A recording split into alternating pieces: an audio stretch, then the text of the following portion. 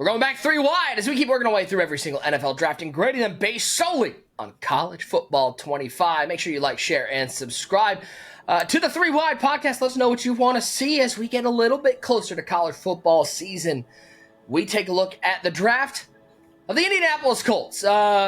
Anthony Richardson taking a playoff because he was tired is still the wildest moment, I feel like, from last year. But they're looking to shore up and help out their young QB. And they got Danny Dimes, too. Daniel Jones, who, by the way, is making more money this year than Aaron Rodgers.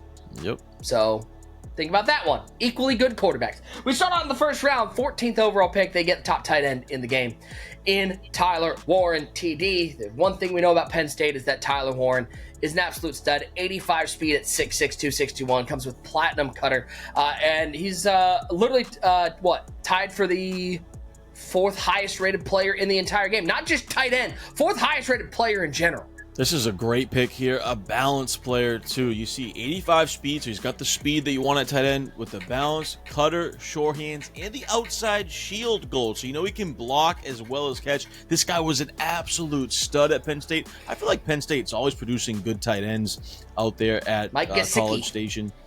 And look at those ratings. I mean, what do we got?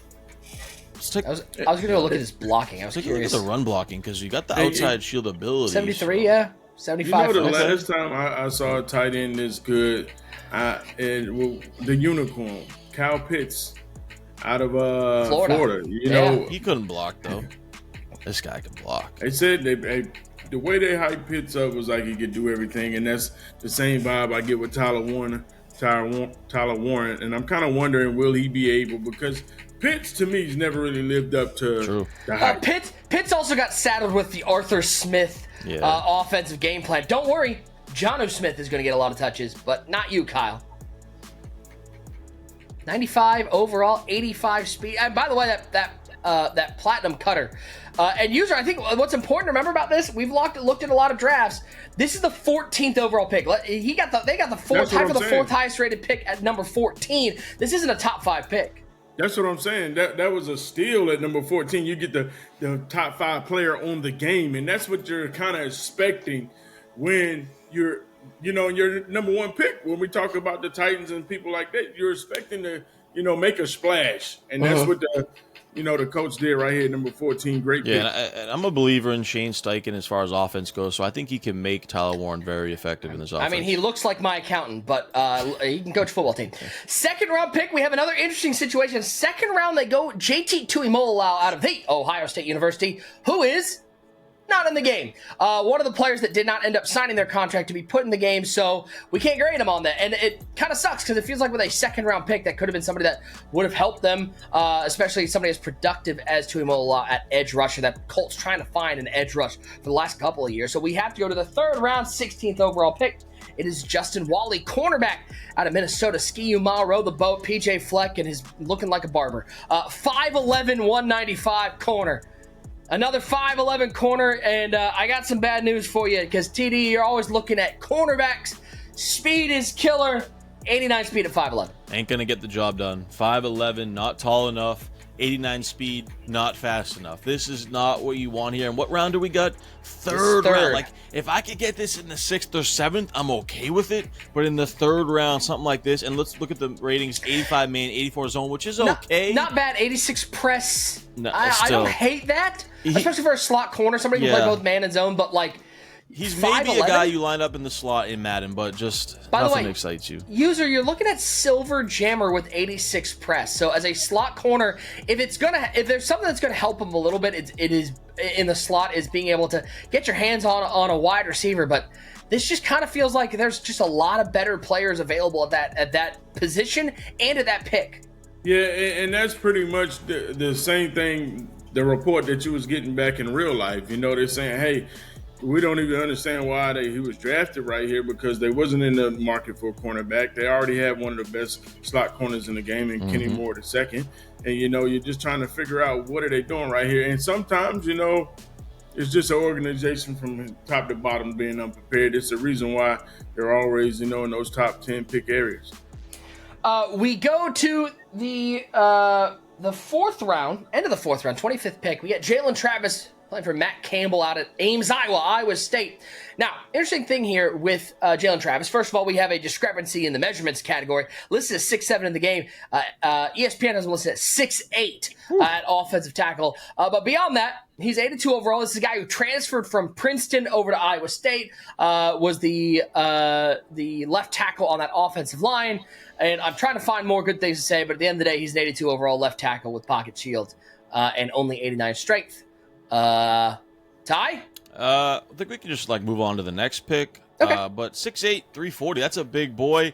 Look, maybe his pass blocking is really, really good. I hope so. Because maybe Anthony Richardson and Danny Dimes, they hope so as well because they need some protection up there for those two. 85. User, your thoughts? 85 pass he has bronze pocket shield. I think we should start calling it brown, I'll be honest. It is kind of that brown. That brown. That brown. Yeah, in the 4th round, 82 overall, man, I'm going to tell you right now, that's not good. It's not good. And we expect to see a 90 in the 4th round or 89 at the latest, at the lowest. 5th round, they get the top-rated player out in the Little Apple, Manhattan, Kansas. It is DJ Giddens, power back. We've seen a couple power backs go TD. 88 speed, not too surprising for that sort of archetype, but he does have a full complement of abilities. This finally feels like one that they hit on since Tyler Warren. Yeah, I don't hate it here in the 5th round. And I had K-State. I used them in one of these Money League dynasties I'm in, which was a lot of fun. You were running Avery Johnson, weren't you? Yeah, of course I was running Avery Johnson. But they have, go to their running backs real quick, because they have another 95-speed running back, I believe, as well. Edwards, Dylan Edwards there, who's only a sophomore. So they had a nice 1-2 punch. And Giddens here, look, it's a 5th round pick. He's got some great abilities. Obviously, wish he was a little bit faster, but 6'1", 212, a good power back. He's a little bit better than we saw Mullings there with Michigan. You get a little bit more speed here. But, we got to toss this to our resident run-the-ball player only because our guy, OneGreatUser, he's never made a read in his life. He's blind in one eye. He can't see. So I need to know, how do you feel about the power back when you're running the ball every single play? I mean, sometimes you need them, you know what I'm saying? You think about where Mud is right now, you got the big backs out of position, the Quentin Nelsons and the Falalale's, you need the power backs and, Paul's going to take a line from Tyler, the bigger they are, you know what I'm saying? That's crazy. The more you can make the pocket move and, be able to push the power. The tush push is still there. So you have a big power back, and like you said, he has a plethora of abilities. None of them platinum, but, gold arm bar, gold sidekick, some bronze and silver here and there. It's a nice addition to the squad. Ty, I'm wondering, you're the resident, you actually have the button. Could you please press the button on the disrespect alarm if you wouldn't mind?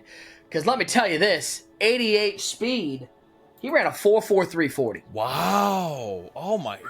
So if they don't disrespect him like this, they give him 92, 93 speed at least?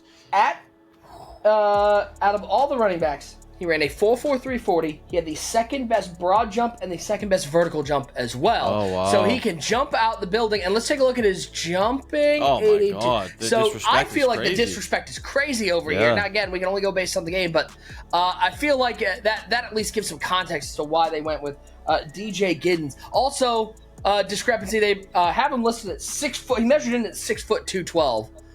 Game, he's got him at 6'1". Doesn't this resemble? I see why he kind of resembles Jonathan Taylor, so it makes sense they would draft him as his backup. It's a good pick. I think it'll be interesting to see how he develops. We go to the 6th round because what they needed was more quarterbacks. You got Daniel Jones.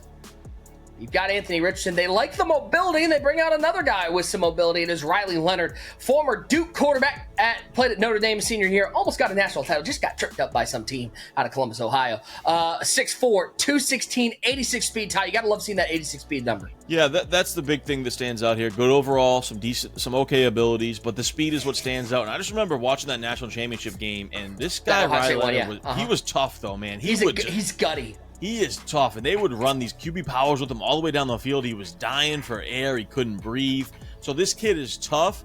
I feel like he has moxie about him. Now, the passing is what the issue could be. But when you have a team with Anthony Richardson, Danny Dimes at quarterback, you know they want that running quarterback. So it kind of fits their system and what Shane Steichen wants to do. We saw what he did with Jalen Hurts. Are you laughing at Anthony Richardson and Daniel Jones? No, I'm laughing. He's like, he has the moxie. He's running quarterback draw. But now the passing is where we're going to have the issue. Well, he's the quarterback. His job is Yeah, but fast. look at the offense that Steichen wants to run. Look what Jalen Hurts did with the Eagles all those years, and then you got Richardson who runs the ball. So I'm not saying it's a great pick. I'm saying he fits what they want to do, but he needs to be able to pass the ball. Yeah, I mean, abilities user, nothing to write home about. Yeah, he has a lot of bronze and silver, bronze pull up, bronze step up, bronze field general. Like he's almost there. He's almost there. Let us know he does have a little awareness, does have a little brain on him. But like Ty said, does he have the accuracy to play at the NFL level? So we know he's got a lot of brain on him because he did you did say go he has to a little brain? I was like, what? Ty, you want to call anybody useless, or what are we doing? We go to the 6th round, and it is guys listed at D end in the game, but it's definitely more of a D tackle. 6'4", 314, Tim Smith. He's 94 strength. He's definitely should be a D tackle. 64 speed, 94 strength, 314 pounds, but no abilities. Yeah, no ability. Let's see the pass rush numbers. We'll see if user. The block shed's important. User will tell us whether we need to move on from this pick or not. 89 block shed, 84 power move. He's a run stopper. He's definitely gonna play D tackle. It's just like for Bama, you expect more. Like if this was any other team, we'd be like, oh, okay, you put him at D tackle. He's pretty good. He's pretty efficient. But for Bama, it's like you expect all these abilities and studs. Yeah. I mean, he's a 6th round pick. At the end of the day, it's so late in the game. You're not even upset because you understand some of these guys. You're not going to get great steals like the Cleveland Browns did. That's true. Yeah, the not a Cleveland Browns. Yeah, I know. We close things out in the 7th round. They head up to Luke Fickell's Wisconsin Badgers, home of jump around. And they get Hunter Wohler, 90 overall safety in the 7th round. You love to see that value there, user, getting someone that highly rated, and he's got gold blow up. So user, this feels like a really nice pick to close out their draft. That is a good pick to close out the draft in the 7th round. And that's what we talked about. There's still some gems out here. He's 6'2" with that 90 speed. I know Ty loves that. And he has that gold blow up, silver knockout, the best ability on the game. And then he has a gold wrap up as well. So you ask me, he has the ability already that you need to play college football and Madden. And Ty hits 85 threshold zone coverage as well for a run support safety. This is a really nice pick. This is a guy who led Wisconsin in tackles. So he likes playing in the box. He's not afraid of contact. And for a Colts defense that has been a little leaky, they've given up some big plays. This is somebody that I feel like on the back end of that defense can really contribute. Yeah, see, I love this pick. This is one of those picks I start foaming at the mouth. I get excited for you. I get excited for because when I'm playing... I swear I'm going to leave, guys. Have a great day. I'll see you all later. When I'm playing Madden or when I'm playing college football and I see a guy 6'2", 220 at safety that I can put at linebacker user, that's what gets me excited when I can get these big guys at safety and put them at linebacker. I love this pick. And it says here he could play some linebacker for the Colts too. They kind of view him that way. And when I get a 6'2", 220 guy that I can user with at linebacker, 90 speed, oh man, it gets me excited. So I love this pick here in the 7th round. This guy's a stud. You're just over there salivating over that size, man. Calm down. Foaming at your mouth. I don't want to be here anymore. Let's talk DFS and throw it over to old wet mouth Davis. What do you want from me? I got nothing. Tyler Warren? Crazy. You got to think from this draft, you have the Tyler Warren look at a guy who could, for both Daniel Jones and Anthony Richardson, a weapon like that can help their passing game. But I feel like the Colts are a tough team to draft because these are two very inaccurate quarterbacks at the helm. Yeah, you got to think Shane Steichen. He's going to use Tyler Warren, maybe split him out at receiver some. We know he can block, so he's going to be like their main focus, it seems like, on offense. And he's a nice safety blanket for whoever starts at quarterback. Maybe it's Riley Leonard starting a quarterback. You never know with this team. I like a couple of their additions on defense. You talked about Tua Malaya, the Ohio State guy that's not in the game, and then you got the linebacker or the safety Hunter Wohler there, and then Tim Smith. So they had a couple okay additions to the defense, which hopefully is better this year.